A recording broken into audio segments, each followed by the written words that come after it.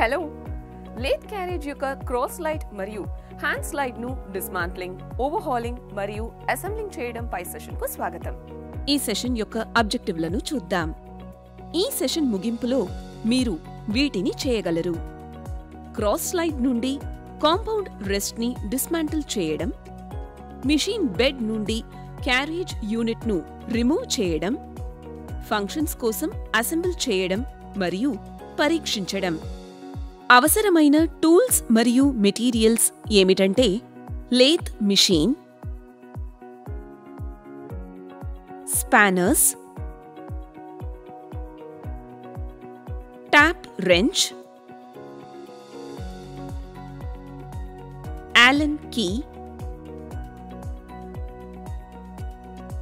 kerosene, bunion cloth, lubricating oil,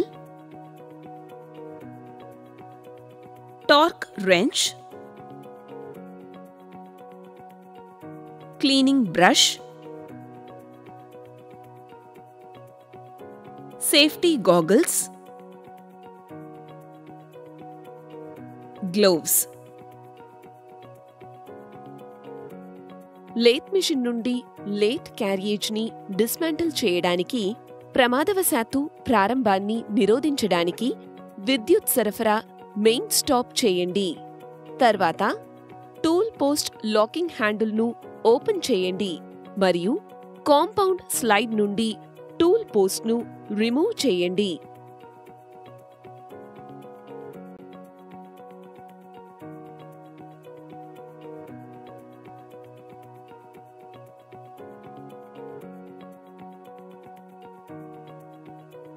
feed screw హ్యాండిల్ను తొలగించే ముందు ఏవైనా అడ్డంకులు లేదా డెబ్రీ ఉన్నాయేమో అని హ్యాండిల్ మరియు దాని పరిసరాలను పరిశీలించండి.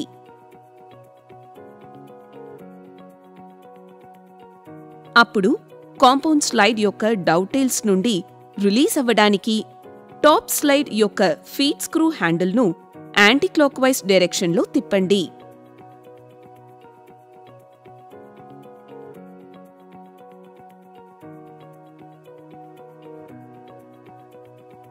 ఇప్పుడు టాప్ సైడ్ యొక్క డౌటైల్ నుండి జిబ్ను తీయండి.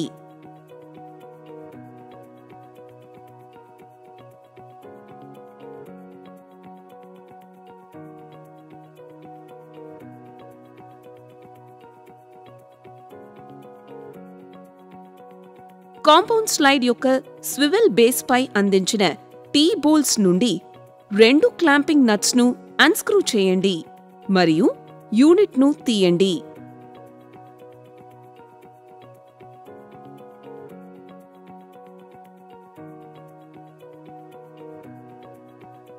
కాంపౌండ్ స్లైడ్ యొక్క గ్రాడ్యుయేటెడ్ కాలర్ను తీసివేయడానికి ట్యాపర్ పిన్ను తీసివేయండి.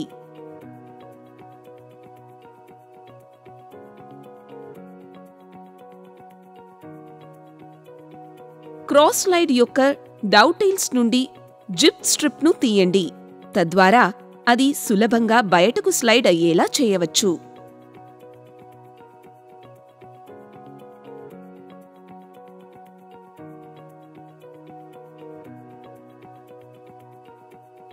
టేపర్ పిన్ తొలగించబడిన తరువాత నష్టం లేదా డిఫార్మేషన్ యొక్క ఏదైనా సంకేతం కోసం ఇన్స్పెక్ట్ చేయండి.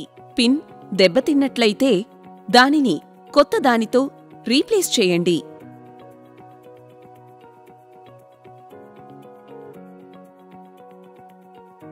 ఇప్పుడు క్రాస్ స్లైడ్ నుండి లీడ్ స్క్రూను విడదీయండి.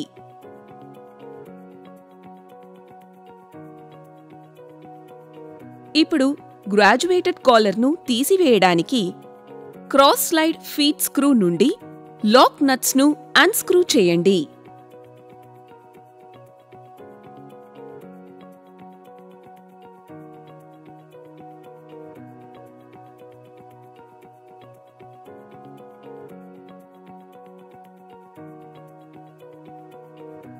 ఇప్పుడు శాడిల్ క్లాంప్ను అన్స్క్రూ చేసి రిమూవ్ చేయండి.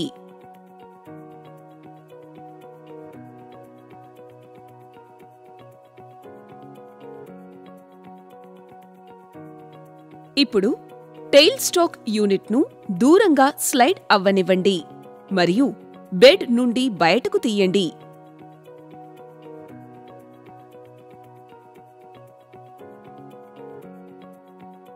అదేవిధంగా మిషన్ బెడ్ నుండి సాడిల్ యూనిట్ను బయటకు తీయడానికి దానిని రైట్ ఎండ్కు స్లైడ్ చేయండి.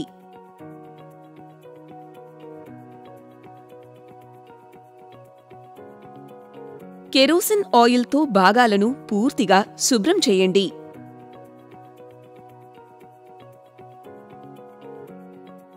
తరువాత వాటిని బనియన్ క్లాత్తో తుడిచి భాగాలను ట్రేలో ఉంచండి. ఇప్పుడు ఏదైనా డ్యామేజీ మరియు వేర్ ఉందేమో అని భాగాలను విజువల్గా తనిఖీ చేయండి.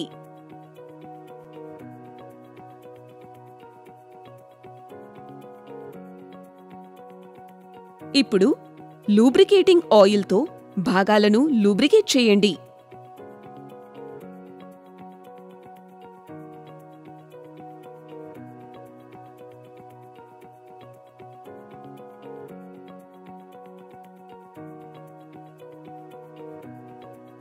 అన్ని భాగాలు లూబ్రికేట్ అయిన తరువాత శాడిల్ను లేత్ బెడ్ పైకి లోవరింగ్ చేయడం ద్వారా శాడిల్ని రీఅసెంబుల్ చేయండి.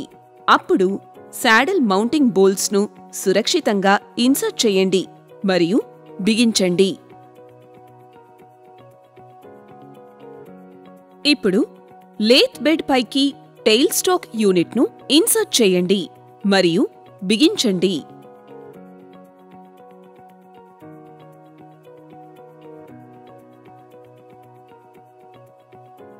శాడిల్ క్లాంప్ను రీఅసెంబుల్ చేయండి మరియు అది స్మూత్గా స్లైడ్ అయ్యేలా చేయడానికి శాడిల్ మూవ్మెంట్ను పరీక్షించండి.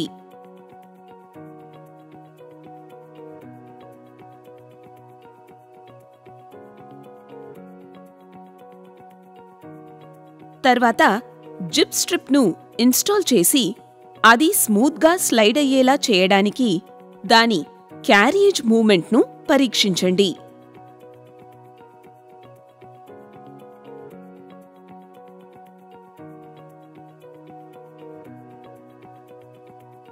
డౌటెయిల్ని అసెంబుల్ చేసిన తరువాత ఫీడ్ స్క్రూ హ్యాండిల్ను వెనక్కి తిప్పడం ద్వారా దానిని ఫిట్ చేయండి.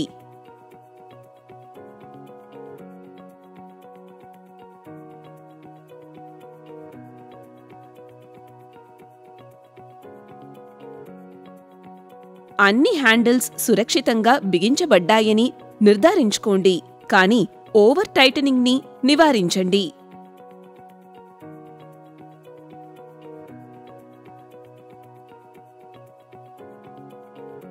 అన్ని భాగాలను తిరిగి అసెంబుల్ చేసిన తరువాత విద్యుత్ సరఫరాను ఆన్ చేయండి. చివరగా లేత్ క్యారియేజ్ యొక్క ఫంక్షన్ను చెక్ చేయండి.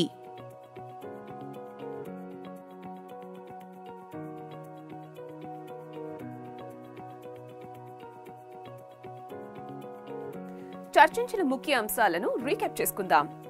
కాంపౌండ్ స్లైడ్ నుండి టూల్ పోస్ట్ను తీసివేయడం ద్వారా లేత్ క్యారేజ్ని డిస్మాంటిల్ చేయడం, సాడిల్ క్లాంప్ తీసివేయబడిన తరువాత టెయిల్ స్టాక్ యూనిట్ మరియు సాడిల్ యూనిట్ను వరుసగా తీసివేయడానికి స్లైడ్ చేయడం, కెరోసిన్ ఆయిల్ ఉపయోగించి డిస్మాంటిల్ చేసిన పార్ట్స్ను శుభ్రం చేయడం మరియు డ్యామేజ్ మరియు వేర్ ఉందేమో అని ఇన్స్పెక్ట్ చేయడం, పార్ట్స్ను లూబ్రికేట్ చేసిన తరువాత వాటిని రివర్స్ సీక్వెన్స్లో అసెంబుల్ చేయడం మరియు ఫంక్షన్ను చెక్ చేయడం. ఇది మనల్ని సెషన్ ముగింపుకు తీసుకువస్తుంది. లేత్ క్యారేజ్ యొక్క క్రాస్ స్లైడ్ మరియు హ్యాండ్ స్లైడ్ను డిస్మాంట్లింగ్, ఓవర్హాలింగ్ మరియు అసెంబ్లింగ్ చేయడం గురించి మీరు మంచి అవగాహన పొందారని ఆశిస్తున్నాను. తదుపరి సెషన్లో కలుద్దాం.